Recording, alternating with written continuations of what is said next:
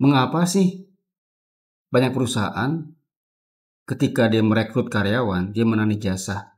Sidaknya Immanuel itu, dia tanpa riset, Officer Development Program atau MT, Manajemen Trainee, yang bagi para lulusan baru di training selama setahun dengan persyaratan kalau lu mau keluar dalam kurang daripada kontrak 3 tahun, akan ada klausul total itu dikalikan 4, misalnya 20 juta dikali 4, 80 juta. Atau tahan ijazah lu sampai lu membayar kembali itu.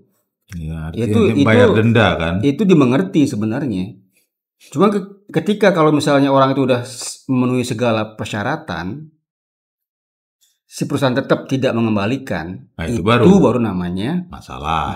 Sekarang gue nanya sama Pak Menteri itu, udah belum riset semua yang lu sidak Pak Menteri, sesuai nggak dengan apa yang terjadi di dalamnya? Jangan-jangan apa karyawan masih ada sangkutan, mantan karyawan? Apakah karyawannya masih ada hutang, ataukah karyawannya ada uang prestasi? Anda keluar resign sebelum masa itu, Anda kena penalti. Ya. Dan ijazah kami tahan sampai Anda membayar segala kewajiban Anda.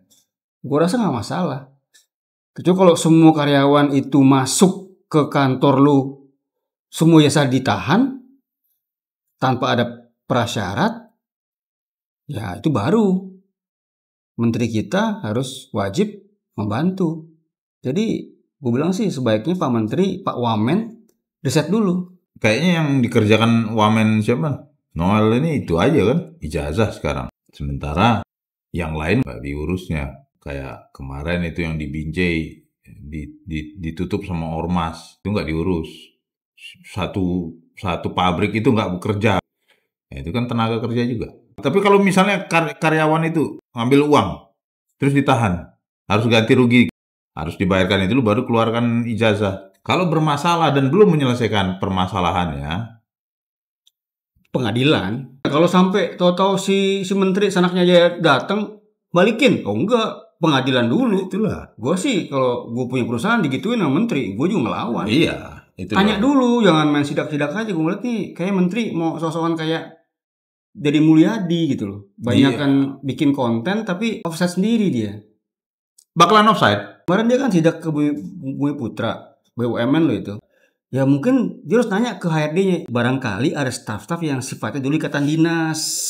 Nah, itu kan wajar. Tapi kan gak dijelasin. Beritanya tidak menyeluruh. Begitu juga dengan yang di Surabaya itu. Jan Huadiana itu yang sekarang udah jadi tersangka. Dia nahan itu tentu ada sebab dong.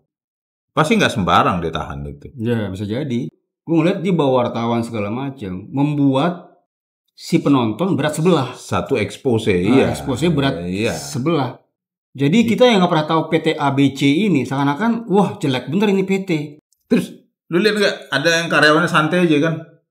Emang lu siapa? Betul itu, gue setuju. Iya, gue setuju. Dia mempertahankan dong si karyawannya. Gue walaupun level menteri, emang lu siapa lu? Saya menteri, masuknya nggak elegan gitu. Saya menteri, Wamen. Iya, semua menteri lupa bahwa semua sama di mata hukum. Iya. Lagian gini, kalau lu ngomongin soal karyawan ke HRD udah bener tuh memegang asas konfidensial. Iya. Kalau lu mau datang ya datang pelan-pelan, baik-baik. Nggak usah bawa satu kompi syuting film Indosiar. Iya. Gue pikir memang bener dia punya maksud ya, maksudnya baik. Cuman kan nggak offside kayak gini. Banyak hal-hal yang memang lu perlu tahu bahwa ada ikatan dinas, ada hutang, ada fraud yang mungkin dilakukan oleh si karyawan sehingga kita nggak bisa ngasih jasa sebagai jaminan selesaikan dulu permasalahan lu. Mungkin kalau mau HRD mungkin ya udahlah ke pengadilan. Cuma kan capek kan. Tapi tahu-tahu muncul namanya Emmanuel Ebenezer. Ya jangan offside lah Pak. Mau sidak tuh sidak judi oke. Gue setuju. Sidak narkoba, sidak pelacuran oke. Cuma kalau sidak begini, ini gue bilang nggak intelektual Pak Wamen. Itu beruntung loh. Kalau misalnya seandainya itu si Pak Wamen itu datang marah-marah, si HD bisa bilang begini, Bapak tahu nggak dia tuh maling? Ya mungkin ditahan kali kan? Ada buktinya. Saya punya bukti dia maling sekian-sekian. Malu itu Wamen. Malu tuh Wamen kalau tahu-tahu ada respons jujur dari manajemen HRD-nya. Loh, Enak aja dia hutang segini dan dia want prestasi. Enak aja Wamen nyuruh saya. Emang Anda siapa? Anda kerja di sini enggak? Kan enggak, Anda cuma sidak doang. Cari pansos. Gue lebih respect lu pansos, lu nyemplung ke kali bersihin kotoran daripada kayak gini. Ya, Iya. jadi sidak itu juga perlu pembelajaran, perlu riset. Gue mending lihat yang abal-abal gitu ya. Bupati mana datang ke kantor PNS yang belum datang jam 8.30. Itu masih gue akuin lah, dia marah-marah. Ya itu bener sih sidaknya, ini ngapain lu tuh dibayar negara, dibayar masyarakat, kenapa lu datang terlambat? Itu bener sidaknya. Dia ke bank-bank yang gede ada nggak? Nggak ada, mana berani dia.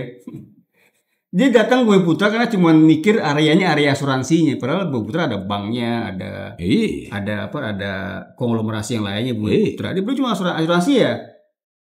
Kan tuh isi cuma sales-sales doang. Ya makanya Wamen datang jangan sidak. Ini masalah konfidensial, masalah orang. Kalau manajemennya bener, lu malu Wamen. Malu lu Wamen kalau tahu bener ya. Orang ini fraud, orang ini bermasalah. Ini ada buktinya. Malu lu Wamen. Cobalah lu bikin konten lebih dibikin skenario yang baik lagi lah. Pak Wamen drop out. Pak Wamen cheers.